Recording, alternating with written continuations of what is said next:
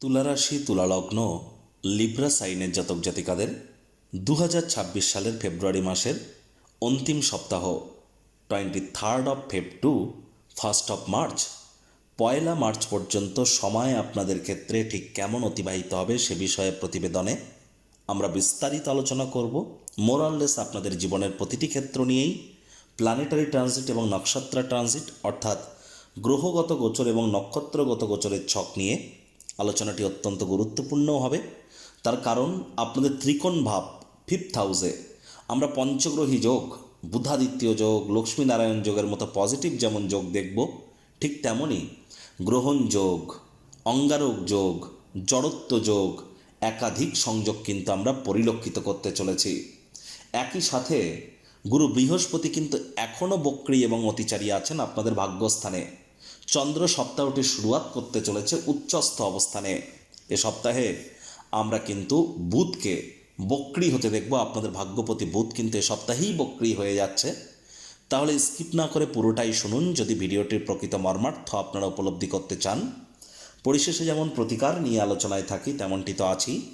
আলোচনাটি in general হবে, অর্থাৎ এই পৃথিবীতে যতজন তুলা রাশির জাতক জাতিকা আছেন আলোচনাটি তাদের প্রত্যেকের জন্য।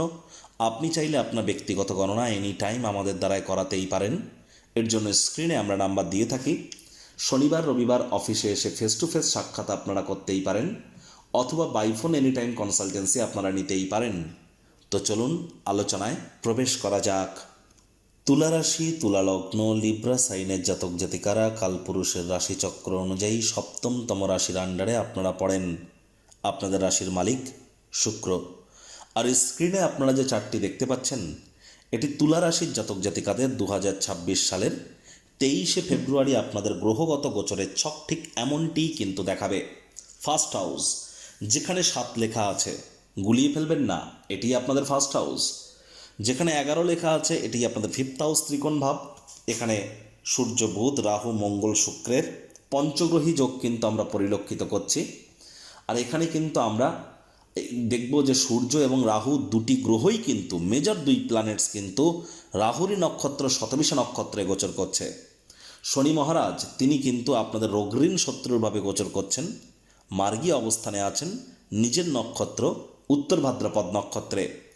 চন্দ্র ভরণী নক্ষত্র থেকে ভরণী নক্ষত্রেই কিন্তু উচ্চস্থ হতে চলেছে। কোথায়? আপনাদের ক্ষেত্রে আপনাদের অষ্টমভাবে যেখানে 2 লেখা আছে, তারপর চন্দ্র 2-2.5 দিন অন্তর অন্তর রাশিও পরিবর্তন করবে। গুরু বৃহস্পতি আপনাদের ভাগ্যস্থানে বক্রী আছেন, অতিচারী আছেন নিজের নক্ষত্র পুনর্বসু নক্ষত্রে।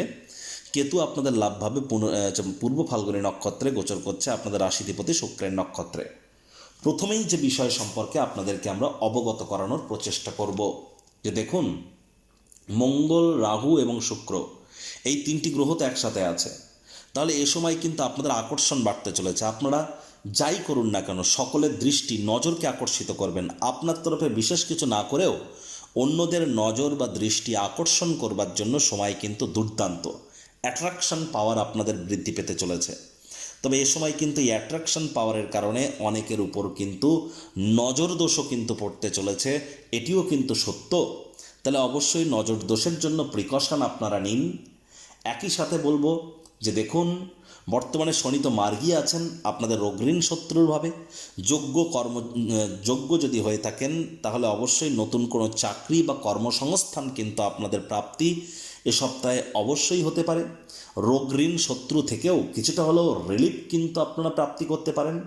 নতুন লোন বা ঋণের জন্য যারা খাটাখাটনি করছিলেন তাদেরকে বলবো এই সময় কিন্তু লোন বা ঋণ নেওয়া থেকে আপনাদের বিরত থাকাটাই আমরা শ্রেয় বলে মনে করছি।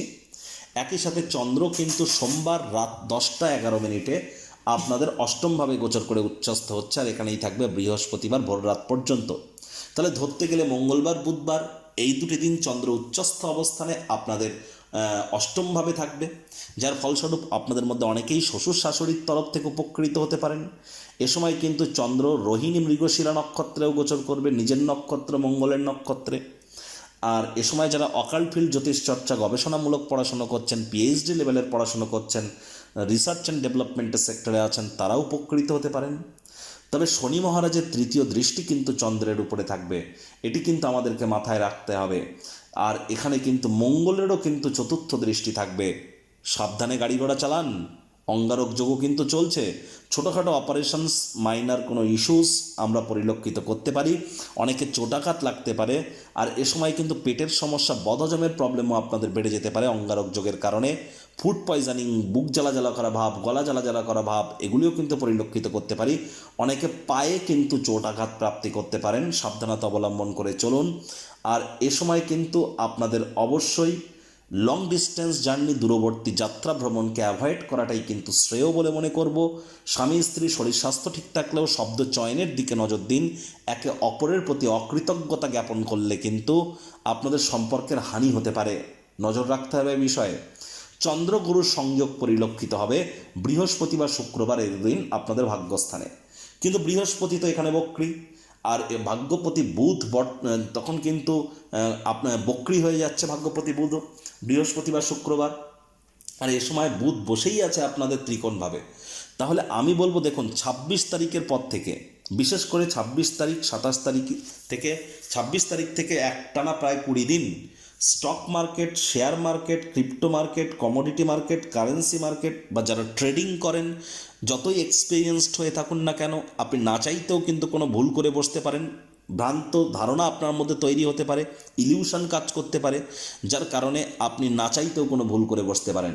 যেহেতু বুধ রাহু জড়ত্বযোগও চলছে, জীবনের ব্যাপারে, কেরিয়ারের ব্যাপারে, ফাইন্যান্সের ব্যাপারে, সমাজের ব্যাপারে কোনো প্রকার গুরুত্বপূর্ণ সিদ্ধান্ত গ্রহণ করবার আগে আমাদের কাছ থেকে পরামর্শ নিয়ে তারপরেই গ্রহণ করুন। তা না হলেই বললাম, আপনি না চাইতেও কিন্তু কোনো ভুল করে বসতে পারেন। এই সপ্তাহে হার্ডওয়ার্ক, কঠোর কায়িক পরিশ্রমের কোনো বিকল্প নেই। বিশেষ করে 26 তারিখের পর পিতার শরীর স্বাস্থ্যের দিকে নজর রাখতে হবে, ওজন বুঝে ভোজন গ্রহণ করতে হবে, নাতি নাতনি বন্ধুবান্ধবদের দিকে নজর দিতে হবে। এ সময় যারা হায়ার স্টাডিজ করছেন তাদেরকে অত্যন্ত সচেতন থাকতে হবে। আর একই সাথে যারা এইচএস পরীক্ষার জন্য প্রিপারেশান নিচ্ছেন তাদের জন্য সময় সুযোগ কিন্তু মোটামুটি ঠিকঠাকই কিন্তু পরিগণিত হচ্ছে। আর চন্দ্র কিন্তু আবার শনিবার রবিবার এই দুদিন থাকবে আপনাদের কর্মস্থানে। কর্মাধিপতি, কর্মের মালিক শনি, কর্মের মালিক চন্দ্র, চন্দ্র আপনাদের কর্মাধিপতি, তিনি কিন্তু কর্মস্থানেই গোচর করবেন।